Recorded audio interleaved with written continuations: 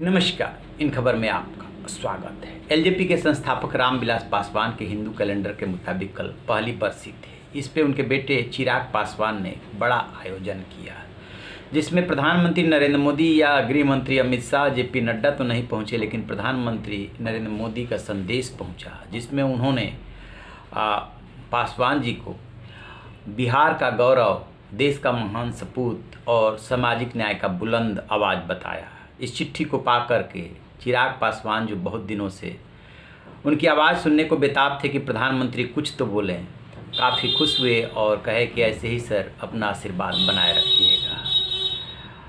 इस आयोजन में लगभग सभी दलों के नेता पहुंचे। उधर से विपक्ष के नेता जो हैं तेजस्वी यादव पहुंचे, बीजेपी के जो डिप्टी चीफ मिनिस्टर है तारकिशोर प्रसाद, रेणु देवी, पूर्व deputy chief minister Sushil Modi वगैरह, नित्यानंद राय, रविशंकर प्रसाद, लगभग सभी नेता पहुंचे।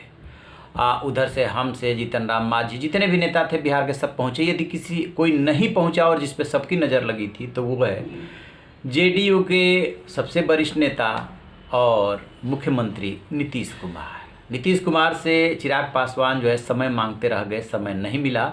उन्होंने औपचारिकता एक लाइन का वो संदेश जारी करके निभा दी।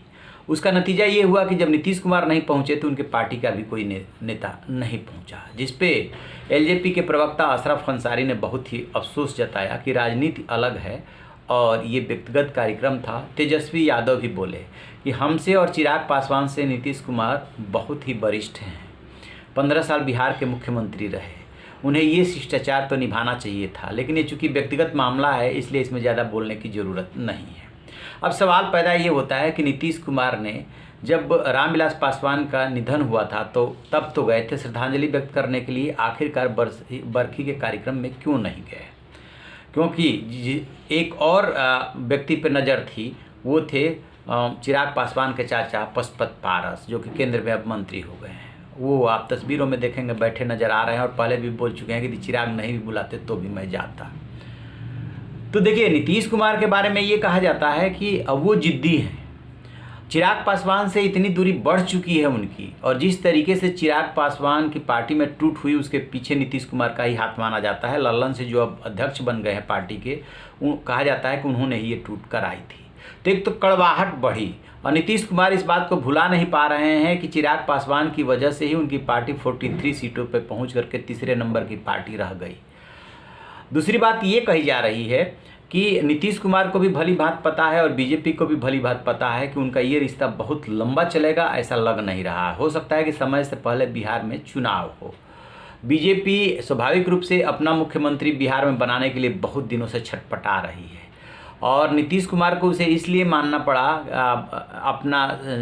मतलब आप कह सकते हैं कि लगभग दोगुने सीट पे, दोगुने से थोड़ा सा कम है उनका, क्योंकि उनके पास बहुमत नहीं था। और नीतीश कुमार यदि चीफ मिनिस्टर नहीं बनते तो सरकार अस्थाई नहीं होती। बेशक वो बाहर से समर्थन दे देते लेकिन अस्थाई नहीं होती, इसलिए वो नीतीश कुमार के साथ अपने रिश्ते निभा रही है।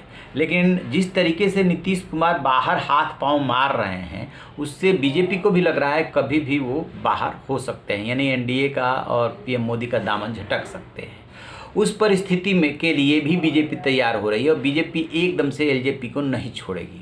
चिराग पासवान भी बहुत अच्छी तरह से जानते हैं कि यदि 6 लोकसभा की सीटें मिली है तो उनकी अपनी बदौलत नहीं मिली है, उसमें बीजेपी का बहुत बड़ा कंट्रीब्यूशन है। दोनों को एक दूसरे की ज़रूरत है। चिराग पासवान की उम्र बेशक कम है, लेकिन बहुत ही मैच्योर पॉलिटिशियन की तरह वो व्यवहार कर रहे हैं। उन्होंने चाचा के सामने हमेशा विनम्रता दिखाई। जब पार्टी टूटी थी तब भी उनके घर पहुँच गए थे, और अब बरखी पे भी जो है निमंत्रण देने उनके घर पहुँचे थे। और पार्टी कार्यालय में चूँकि उनके चाचा रहते थे, इसलिए पार्टी कार्यालय में कभी उन्होंने कब्जा करने की कोशिश नहीं की।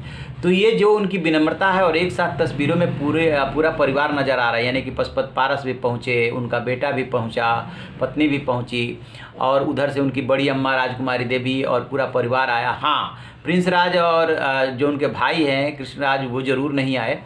तो कहीं ना कहीं उनके मन में भी ये अफसोस तो रहेगा कि चिराग पासवान ने जो उनके लिए किया था शायद उसका उन्होंने ठीक नहीं किया। 12 इधर तो परिवार एकजुट हुआ, और मतलब उनकी अपनी बहनोई, और उधर बड़ी अम्मा के जो 2 बेटियां हैं आशा और उषा, उनका पूरा परिवार सब दिखाई दे रहा है। लेकिन नीतीश कुमार चूँकि नहीं आए, इसलिए जेडीयू का नेता भी कोई टर्न अप नहीं हुआ। ये जो है ना, बेशक कहें कि राजनीति में मतभेद होता है, मनभेद नहीं होता है, लेकिन अभी फिलहाल की परिस्थितियों में साफ दिख रहा है कि नीतीश कुमार का मनभेद हो चुका है चिराग पासवान से, और वो उस बात को नहीं भूल रहे हैं कि उनकी वजह से उनकी पार्टी की क्या गत हुई। इसी वजह से उन्होंने दूरी बनाई, और उनकी दूरी बनाने की वजह से पार्टी नेताओं ने भी दूरी बना ली। अब देखते हैं कि आगे राजनीति में कोई सगा नहीं होता और कोई अस्थायी दोस्त या दुश्मन नहीं हो जाता, क्या परिस्थितियाँ बनती है। लेकिन प्रधानमंत्री का पत्र पा करके चिराग पासवान एकदम आत्मविभोर और भावुक हो गए। तो आप रहे न बेखबर, देखते रहिए इन खबर। Thank you.